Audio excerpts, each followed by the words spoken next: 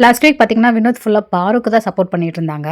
இது பாருக்காக சப்போர்ட் பண்ணாங்களா? இல்ல திவாகர் அண்ட் வினோத் இவங்க 2 பேருக்கு இடையில ஆல்ரெடி ஃபைட் இருந்ததுனால, அந்த ஒரு காரணத்துக்காக பாருக்கோட சேர்ந்து சப்போர்ட் பண்ணாங்களா என்னன்றது தெரியல. அது வினோத்துக்கு தான் தெரியும். பட் இந்த வீக் நாமினேஷன்ல கமருதீன் அண்ட் வினோத் 2 பேருமே வந்திருந்திருப்பாங்க. வினோத் என்ன சொல்லியிருக்காரு போல கமருதீன் கிட்ட, "நீ பாருவோட இருக்கறனால தான் உனக்கு இத்தன வோட்ஸ் 10 வோட்ஸ் ஆக்சுவலி கமருதீனுக்கு வந்திருக்கும். 5 வோட்ஸ் வந்து வந்திருக்கும் வினோத்துக்கு. நீ பாருவோட இருந்ததுனால தான் உனக்கு இவ்ளோ வோட்ஸ் வந்திருக்கு. நீ நாமினேஷன்ல வந்திருக்க." அப்படின்ற மாரி வினோத் சொல்லியிருப்பாரு போல. ஸோ இது தெரிய வந்த உடனே பாருக்கும் வினோத்துக்கும் பயங்கர ஃபைட். இப்போ திவாகர் அண்ட் பாரு இவங்க 2 பேரும் ஒண்ணா சேர்ந்துட்டாங்க. என்ன பொறுத்தவரைக்கும் பாரு யாரும் கூட இருந்தாலும் இல்லனாலும் அவங்க எப்படி பிஹேவ் பண்றாங்களோ அப்படியே தான் இருப்பாங்க.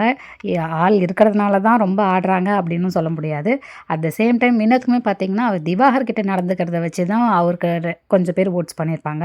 அண்ட் கமருதீனுக்கு பார்த்தீங்கன்னா, அவர் டீஃபால்ட்டாவே பயங்கரமா வாய் விடுவாரு. பாரு இல்லனாலுமே.